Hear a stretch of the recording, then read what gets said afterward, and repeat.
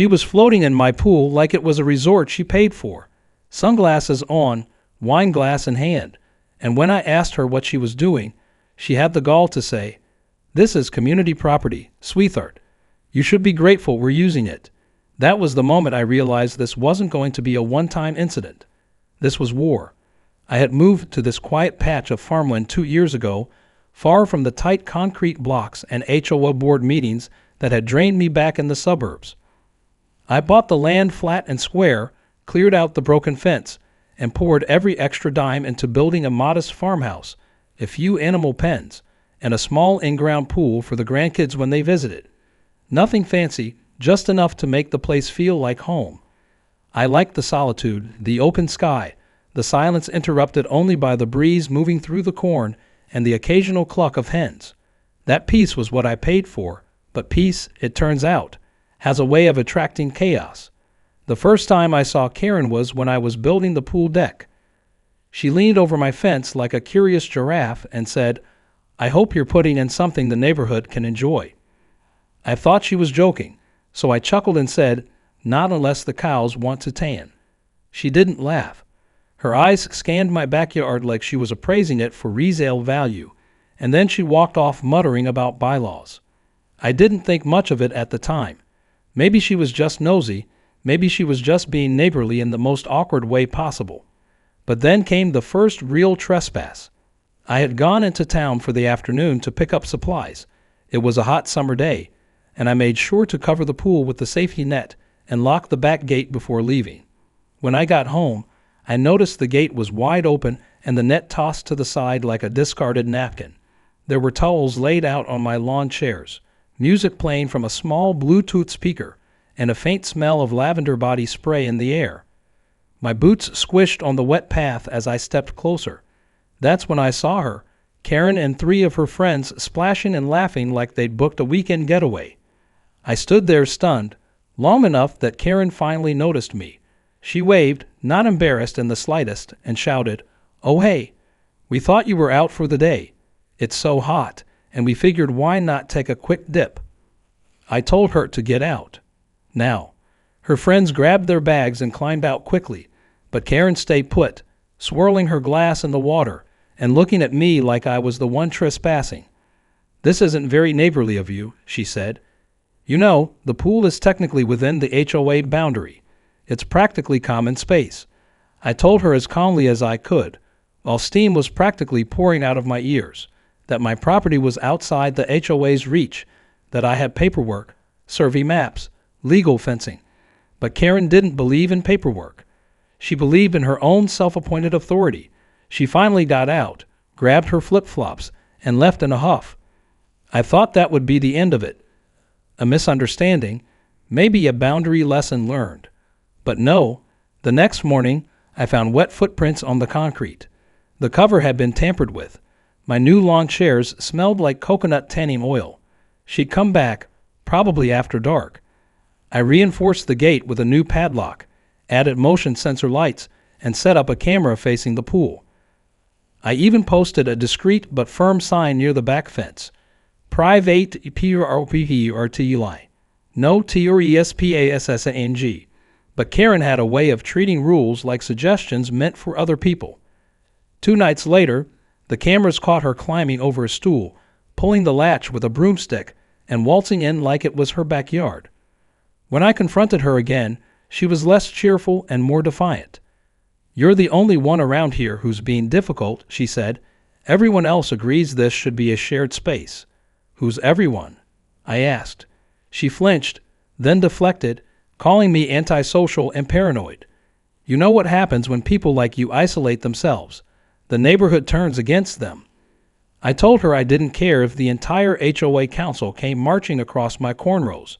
No one was using my pool without my permission. That's when the letter arrived. An envelope from the HOA with a sternly worded notice demanding I either open the pool for neighborhood use or face fines for uncooperative behavior and public amenities hoarding. It would have been hilarious if it weren't so maddening. I wasn't even a member of the HOA. My property deed specifically excluded it, but they acted like that didn't matter, like if they shouted loud enough, rules would bend to their will. I called the county office and confirmed again, just to be safe. The officer laughed and said, "You're clean. If they so much as set foot on your lawn again, call us." So I printed out the zoning maps and tacked them to the inside of my shed, ready to show the next time she brought reinforcements. But Karen didn't stop. She got smarter, or so she thought. One afternoon, I came home to find my gate had a new keypad on it, installed, screwed in, like she owned it. She tampered with my property and locked me out of my own pool. That did it. I grabbed my toolbox, unscrewed the keypad, and marched to her porch to return it. When she answered the door, I handed her the keypad and said, "Next time you break something on my property, I'm filing charges." She smirked and said, "Good luck, sweetheart. I've got the board behind me." But I wasn't going to rely on luck. Karen didn't know it yet, but the next time she tried using my pool, it would be her last. Not because of locks, not because of warnings, but because I had a plan. A ridiculous, satisfying, bubble-filled plan. After the keypad stunt, I knew Karen wasn't going to stop on her own. She was the kind of person who thought if she repeated something enough times, it would become true. If she said my pool was community property often enough, eventually she'd convince someone with enough authority to make it a problem. So I doubled down on security, reinforced the gate posts with steel brackets, welded the hinges, and upgraded the camera system to record directly to a hidden hard drive. I printed new signs with legal references and stapled them around the fence. Then I added motion-triggered spotlights that would flash the second someone stepped near the entrance. It wasn't just about keeping Karen out anymore. It was about principle.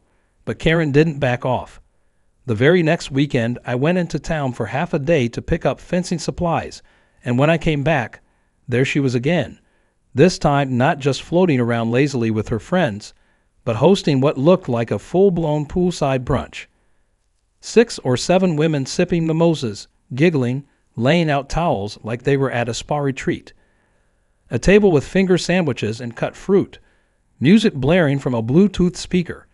She even dragged one of my lawn chairs up to the edge and set a vase of sunflowers on it, like she was staging a catalog shoot. I pulled my truck up with a hard brake that sprayed gravel across the driveway. I didn't say a word at first. I just walked toward them slowly. The women started scrambling. One dropped her phone into the pool. Another tripped trying to get out. Karen, of course, stood up in the center like the queen of a collapsing kingdom, arms crossed over her chest, dripping wet, completely unbothered. "You're trespassing," I said through clenched teeth. She rolled her eyes and said, "I figured you'd be gone longer. This isn't trespassing, by the way. We had an HOA vote. It's now considered shared use." I asked her how that could possibly apply to my private land that was legally excluded from the HOA's jurisdiction. She smirked and said, "Sometimes policy needs to evolve with the needs of the community." That was when I noticed something new. She posted a laminated sheet on my gate. It said, "Neighborhood pool guidelines and listed pool hours, guest limits, and a note about noise ordinances." Her name was at the bottom, HOA pool chair. She declared herself the chairperson of something she didn't own. That's when I snapped. I called the sheriff. I'd avoided it up to this point, hoping reason or embarrassment would slow her down. But clearly, she needed more than a firm voice. The sheriff arrived in less than 20 minutes. He knew the area, knew the HOA's reputation, and most importantly, knew me. I handed him the footage from my security camera. It showed Karen opening the gate, dragging in furniture, and directing people where to place items. He chuckled as he watched. When Karen started shouting about her rights and community votes, the sheriff cut her off and said, "Ma'am, this land is not under HOA authority. You have no legal grounds here." She argued anyway, saying she'd take it to court, that she'd get her lawyer, that the sheriff didn't understand how neighborhoods work. He just turned to me and said, "You want to press trespassing charges." I looked at Karen and said, "Not yet. Let's see if this warning sticks." She glared at me, humiliated, and stormed off with her soggy friends, mumbling threats about legal action and petitions. Later that evening, I walked around the pool and inspected everything. One of my chairs had a crack in the frame. My towel rack was bent. Trash had been stuffed behind the shed. There were soggy napkins in the bushes and a broken wine glass under the deck stairs. That was it. I wasn't just going to keep her out. I was going to make sure if she ever stepped foot in my pool again, she'd regret it. That night, I stayed up late browsing forums. I wasn't looking for weapons or traps. I wanted something that would send a clear message but wouldn't cause harm or break the law. That's when I found a thread about biodegradable livestock foam. It was used for animal cooling and cleaning systems. Completely safe, non-toxic, but capable of filling entire rooms with thick, fluffy foam in minutes. One farmer posted a video showing how he used it during summer to keep his cattle pens cool and clean. It looked like a soap factory had exploded. An idea started forming.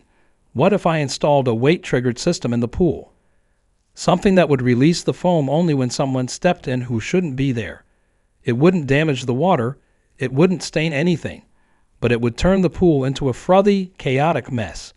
And if Karen happened to be at the center of it, maybe she'd finally understand boundaries. The next morning, I drove out to a supply distributor a few towns over. I told them I needed foam for a livestock wash system. The guy at the counter raised an eyebrow when I mentioned a pool, but I played it cool. Just trying something new for cleaning, I said. He sold me 3 barrels and gave me advice on mixing ratios and safe application. Back home, I spent the entire day rigging the system. I installed a small tank hidden behind the pool shed, connected it to a dispersal nozzle underwater, and set up a timer and weight sensor disguised beneath the first pool step. I tested it using a heavy feed bag. When the weight hit the step, the system triggered, and within seconds, the pool began to bubble, not violently, just a rising cloud of white foam that spread slowly but completely across the surface. It was mesmerizing and hilarious. I reset everything, made sure the cameras were rolling, and waited. I didn't tell a soul. I didn't post anything. I didn't even mention it to the sheriff when I ran into him at the diner that week. This was going to be a quiet little surprise between me and Karen, one that didn't require confrontation or yelling, just a simple consequence for people who didn't listen. Sure enough, it didn't take long. 2 days later, I left a gate panel unlocked on purpose, just loose enough to invite temptation. The sign was still posted. The cameras were in place. I went into town for lunch and came back around 3 o'clock in the afternoon.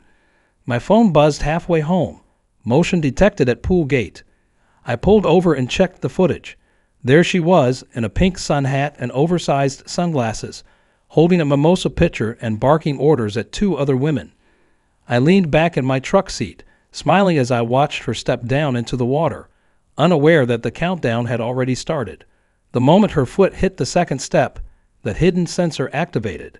There was a soft clicking sound beneath the surface, one that no one would hear over the cackling of Karen and her friends as they waded into my pool like they owned the place.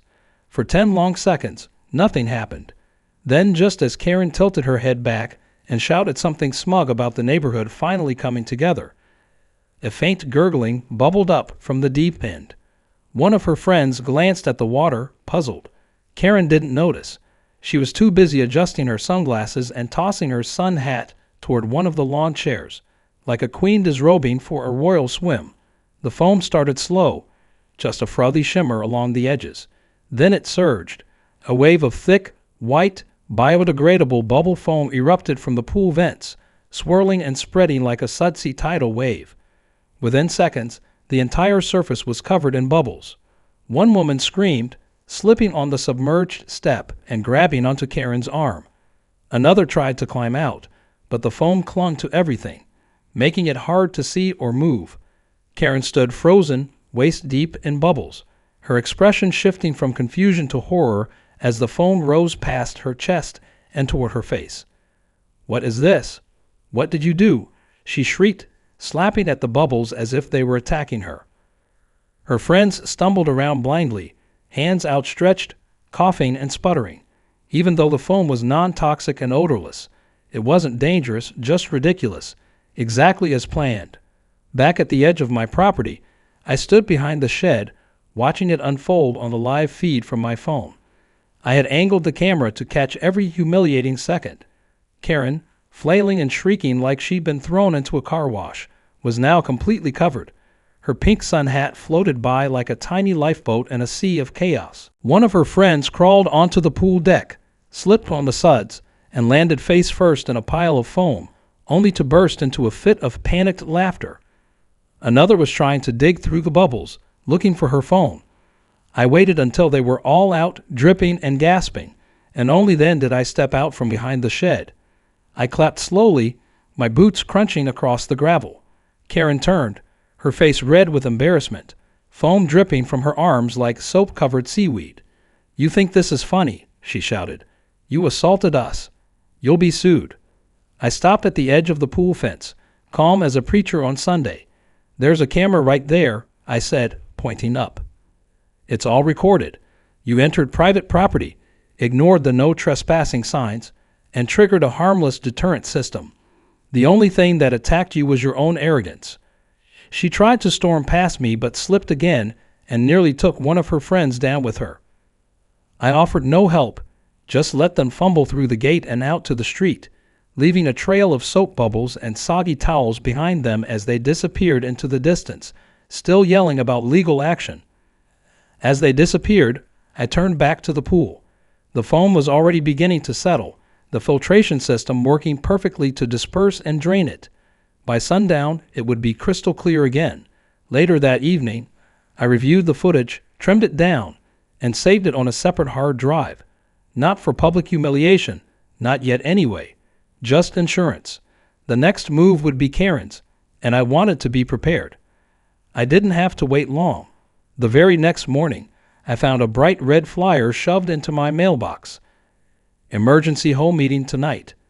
Topic: community pool violation and safety concerns. I laughed out loud. She was doubling down. Typical. I decided to attend. I wasn't a member of the HOA, but my land bordered their territory, and they'd invited me before to try to coax me into joining. Maybe now they'd regret it. The meeting was held in the cul-de-sac at the center of the neighborhood. Folding chairs were set up in neat rows, and a cheap plastic podium stood under a string of fairy lights. Karen was already there, wearing a fresh sundress and a forced smile. Her friends sat beside her, each one still visibly sour. A small crowd had gathered, mostly curious neighbors who had heard something about a bubble incident and wanted the scoop. I took a seat in the back, arms crossed. Karen stepped up to the podium and cleared her throat. "Thank you all for coming. We're here to address an incident of serious misconduct and community endangerment." She gestured dramatically, as if preparing to deliver a courtroom monologue. As many of you know, our neighborhood has long lacked a proper communal pool. One generous resident, whose name I won't mention, has been in possession of an underutilized facility that we, the board, felt could be opened for shared enjoyment. That resident, however, took it upon himself to booby-trap the pool with what can only be described as chemical foam, endangering our members. Several people in the audience exchanged looks. One older man in a fishing hat raised his hand. "Did he invite you onto his land?" Karen paused. "Well, no, but the gate was open. He practically encouraged use by leaving it accessible, and the foam nearly blinded us." Another neighbor stood up. "I saw the video," he said. "He posted it to his private group chat. You all looked ridiculous. It was hilarious." Karen's face twitched. "That video is defamatory and illegal. He has no right. Actually," I said, standing up, "I have every right. It's my property. You've been trespassing for weeks. I have footage of every time you broke in, every chair you moved, every bottle you left. The foam is livestock grade, biodegradable, and completely safe. What wasn't safe was you treating my land like your personal resort." The meeting spiraled from there. Several board members started asking Karen why she didn't get approval for the community vote. One woman said she was never informed. Another asked why HOA funds were used to print signage and flyers without consensus. Karen's power was unraveling thread by thread right in front of her. I walked away before it ended. I'd made my point. Let them deal with the fallout. That night, as I sat on my porch sipping sweet tea, I saw Karen drive by slowly. Her car was still coated in dried suds around the wheels. She didn't look at me, just kept driving. I leaned back in my chair, watched the stars blink into the sky, and smiled. Something told me the pool was going to stay very quiet for a while, but I wasn't done just yet. There were still lessons to be learned, and I had more than just bubbles up my sleeve. A few days passed with no sign of Karen, no shouting, no complaints, no HOA flyers. It was almost eerie, like the calm before a storm. The foam incident had clearly shaken her, but people like Karen didn't just vanish. They regrouped. They plotted. I kept checking the cameras, half expecting to see her sneaking back in with bolt cutters or filing another fake complaint with the sheriff. But nothing came. I started to think maybe the message had landed. Maybe the embarrassment had finally sunk deep enough to stop her. But then I opened my mailbox one morning and found a certified letter folded inside a cheap envelope. It was a formal notice of intention to sue for damages, injury, emotional trauma, and public defamation. The language was absurd. It claimed that my foam deterrent had caused physical distress and triggered allergic reactions in multiple members of the HOA. It stated that my refusal to allow neighborhood access to my pool had created a hostile environment. It even accused me of violating fictitious bylaws. I read the entire letter twice and laughed harder the second time. She was throwing a tantrum dressed in legal terms. I wasn't intimidated, but I wasn't going to ignore it either. I called my lawyer, a calm, slow-talking man named Ed who had handled my land purchase years ago. I forwarded him the letter along with the footage from the pool and copies of my deed and zoning map. Ed called me back within a couple of hours, chuckling through the receiver. "You've got nothing to worry about," he said. "This is all smoke, empty threats. She doesn't have a leg to stand on, but if she does try to file anything, we'll hit back harder." He told me to sit tight and let him know if anything else popped up. That night, I slept better than I had in weeks. But the next day, the peace shattered again. As I was feeding the chickens near the barn, I noticed something odd at the far fence line. It looked like new boards had been nailed in at a strange angle. I walked over, and sure enough, someone had patched up a piece of old fencing with fresh wood that extended 2 feet into my land. It wasn't much, but it was enough to redraw the boundary line visually, and it led right up to Karen's backyard. I pulled out the original survey map I kept in my shed. My property line was clearly marked. Karen's new patch of fence crossed into it by about 30 inches, not just a patch job, a quiet little land grab. I knew exactly what she was doing. She had lost the battle over the pool and was now looking for a new way to provoke me, a new place to dig in and push boundaries. Maybe she thought I wouldn't notice. Maybe she was hoping to slowly inch her way deeper until one day she could claim that land by default. Not on my watch. I drove to town and hired a licensed surveyor. He came out the next morning with his gear and confirmed everything I had already measured. Karen had crossed the line, not metaphorically this time, literally. I asked him to prepare a formal report and notarize it. He gave me copies and even highlighted the incursion zone on the map. I now had hard proof of encroachment. I brought the papers to Ed, and we drafted a cease and desist letter.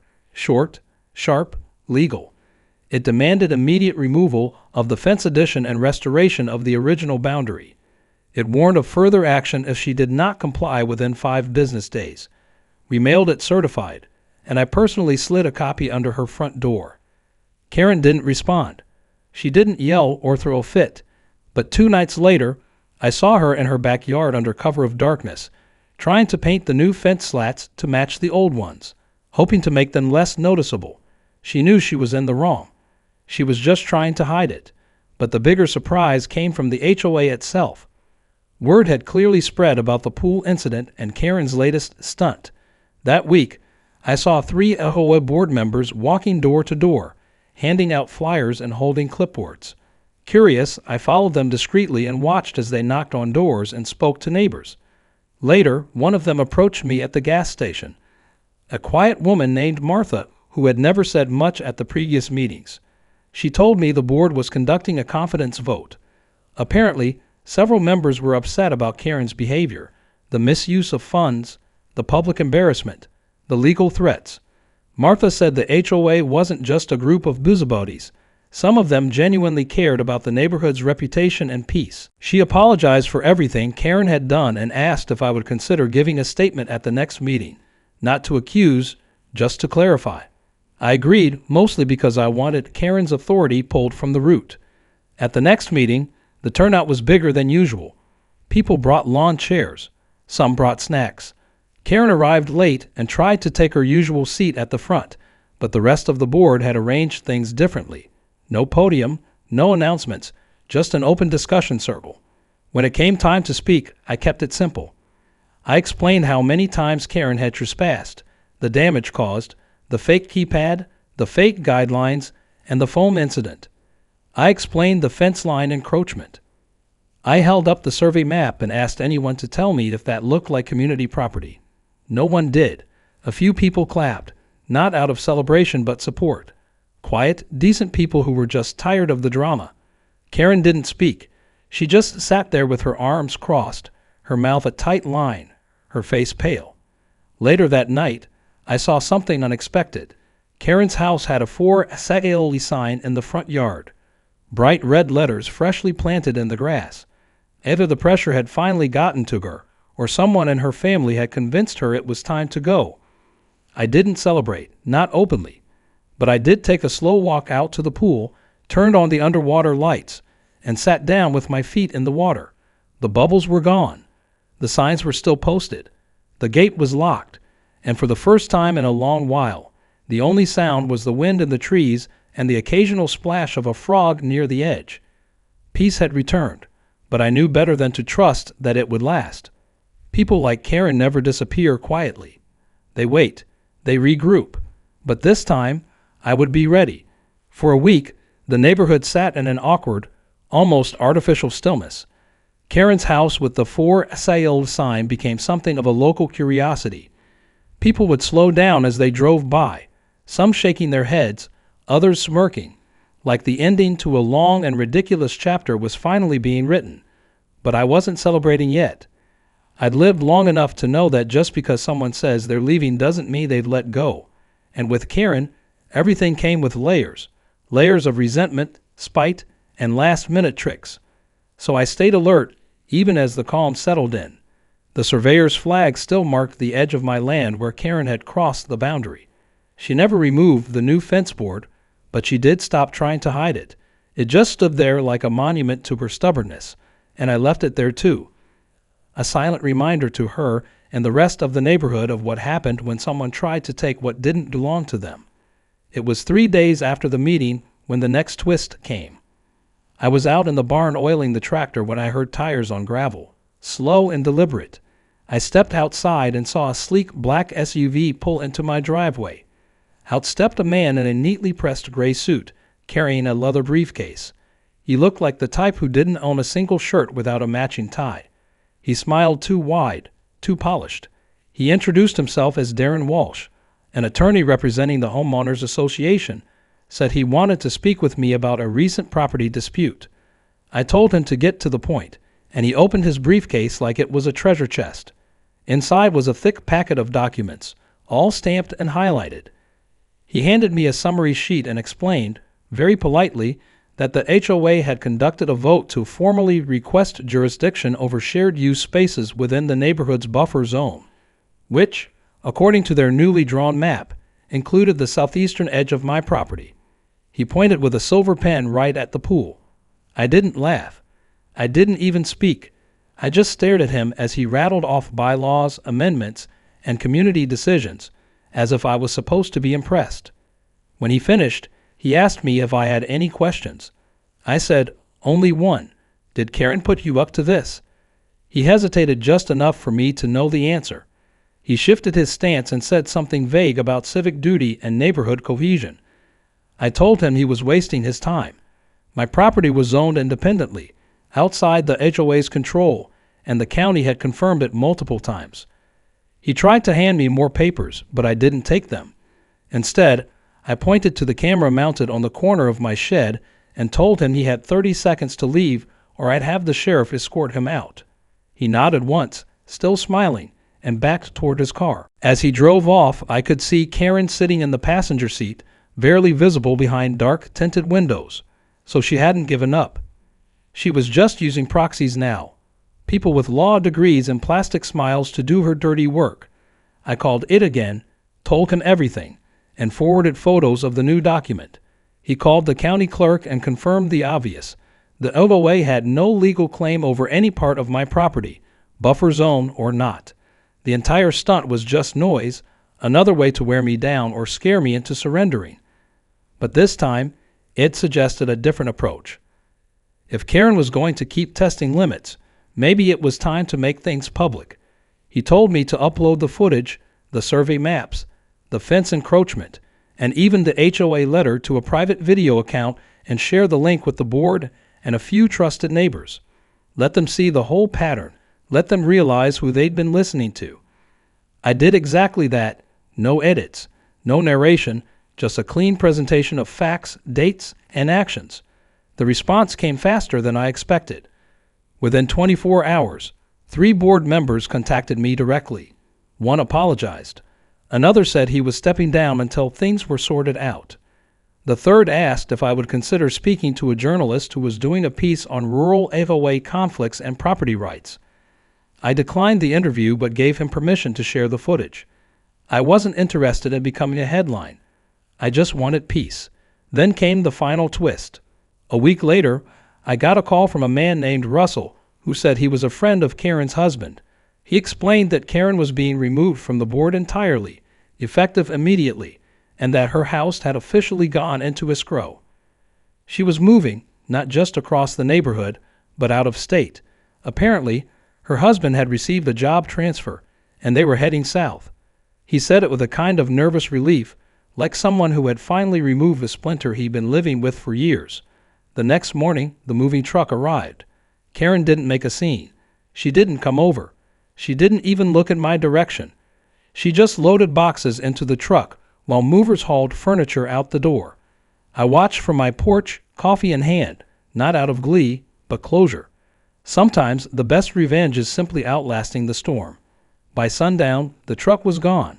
Her house sat quiet and empty, the for sale sign replaced with a small red sticker that reads "Sold." The street felt different, lighter, as if the air itself had relaxed. I walked out to the pool, ran the filtration system, and dipped my boots in the water. It was still peaceful. Mine. I knew that peace didn't last forever. Someone new would move in eventually. Maybe they'd be respectful. Maybe they wouldn't. But I was ready either way.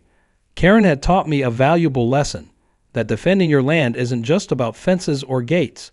It's about resolve, about showing the world that you won't be pushed around, no matter how petty the fight may seem. The foam tank stayed tucked behind the shed. I never drained it, not because I thought I'd need it again, but because it had become something more than a deterrent. It was a reminder that creativity, patience, and a little bit of ridiculousness could go a long way in dealing with entitled people. It had started as a simple prank, but ended as a declaration. This is my land, my rules. Respect it or suffer the consequences. And that pool, once a source of stress and conflict, finally returned to what it was meant to be: quiet place, a cool escape, a private sanctuary untouched by entitlement. I leaned back in my chair, watching the sun dip behind the hills, and for the first time in a long time, I let myself laugh, not in triumph, but in relief. The war was over, at least for now.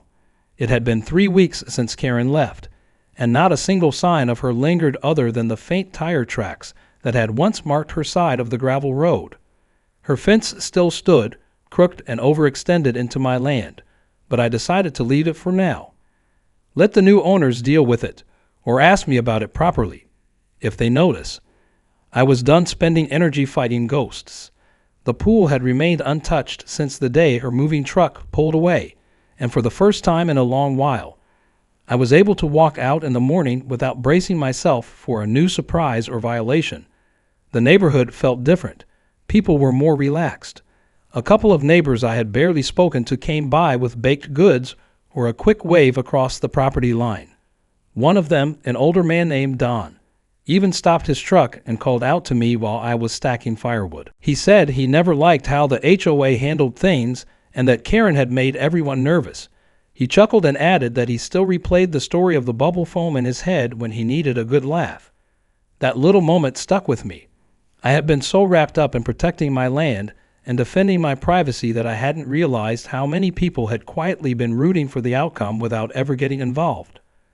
One afternoon, as I sat by the pool with my boots off and my feet in the cool water, I noticed a small car slowly pulling into the driveway next to Karen's old house. A woman stepped out holding a clipboard, followed by a younger couple, the new owners. They walked around the property with quiet interest, occasionally pointing at trees or corners of the fence.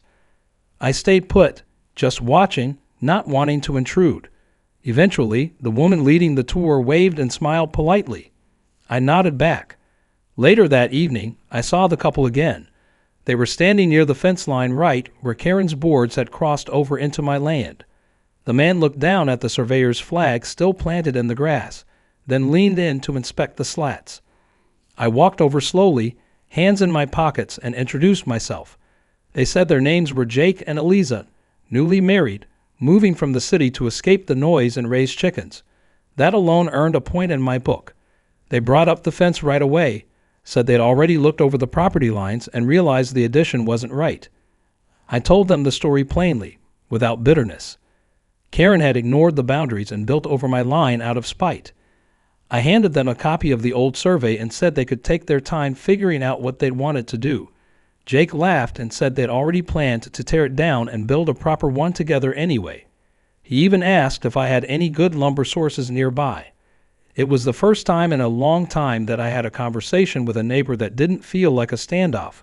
No power games, no hidden agendas, just people trying to build a quiet life in the countryside, like I had.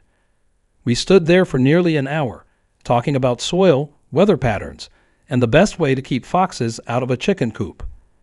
By the end, Eliza asked if I'd be interested in coming over for lemonade once they settled in. I told her I'd think about it, and I meant it. That weekend, I decided to take apart the old foam system. The prank had served its purpose and earned its place in neighborhood legend, but it wasn't something I needed anymore. I drained the tank, cleaned out the valves, and stored the parts in a crate in the back of the shed. Maybe one day I'd find a new use for it, something less dramatic and more useful. Or maybe it would just sit there as a strange reminder of the lengths a man will go to keep what's his. As I worked, I caught myself humming, not something I did often, but it felt right, like the air had shifted. That night, I sat on the porch with a cold drink and watched the stars. No lights from Karen's porch, no music blasting, no unauthorized splashing from my pool, just stillness and the low hum of crickets in the field. Days turned into weeks, and summer rolled forward. The pool became a place of peace again. I'd go out in the evenings, sit on the deck, and let my feet dangle in the water. Sometimes the grandkids would visit and splash around like the whole property was a fairground. That made it all worth it. Seeing them laugh and jump in without worry reminded me why I had built the pool in the first place. It wasn't just for cooling off. It was for moments like that. Family, freedom, silence broken only by joy. The HOA, now under new leadership, sent a formal letter apologizing for past events and clarifying that no further claims would be made regarding my land. It was brief and probably written by a lawyer, but it was enough. I filed it away with the others and hoped I'd never need to read it again. By late summer, Jake and Eliza had settled in completely. Their chickens were clucking in a little coop near the back of their lot, and a new fence was going up between our properties. This one built with care, measured twice, and even included a small gate between our yards. Jake came by one morning and asked if I'd mind. He said they'd keep it locked, but it might be nice to have access for when they needed help or had extra eggs to share. I said, sure, why not? The world could use a few more friendly gates. That evening, just before the sun dipped behind the trees, I lit a small fire pit near the pool and watched the flames dance. I wasn't thinking about Karen anymore. I wasn't thinking about lawsuits or trespassers or surveillance footage. I was just sitting there, finally still, surrounded by the quiet I had fought for. It had taken time, strategy, and more than a few unexpected moves, but the message had been delivered. People talk a lot about boundaries these days, emotional ones, physical ones, invisible ones. But out here in the country, boundaries are as real as the dirt you stand on. They're lines you draw not out of selfishness, but out of respect. And when someone crosses them, you don't shout or beg. You just remind them, however you need to, that some things aren't up for sharing. As the stars filled the sky and the smoke curled into the dark, I leaned back in my chair and let the night swallow the last of the day. The war was over. The pool was mine.